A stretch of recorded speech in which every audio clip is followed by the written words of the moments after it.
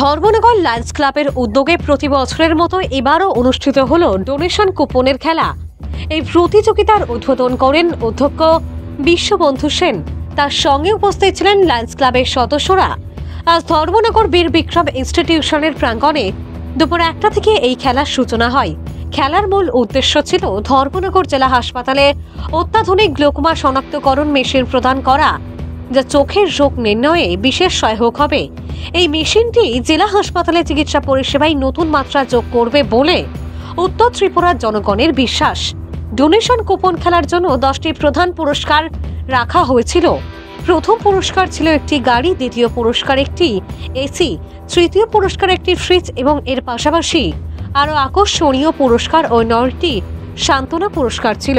উদ্বোধনী অনুষ্ঠানে অধ্যক্ষ বিশ্ববন্ধু সেন বলেন, ধর্মনগর জেলা হাসপাতালে এই অত্যাধুনিক গ্লুকোমা শনাক্তকরণ মেশিন বসানো হলে দূর দূরান্ত থেকে আগত চক্ষু রোগীরা উপকৃত হবেন।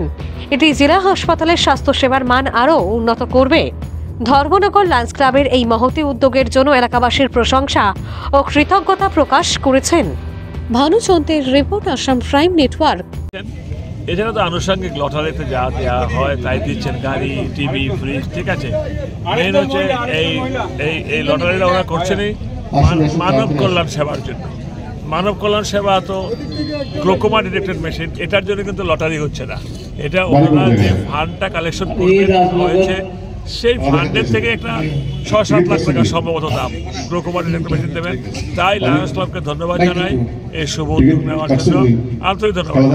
এবং ধর্মনগর দীর্ঘদিন আমি প্রচেষ্টা করো একটা glaucoma detected machine set up করাতে পারিনি।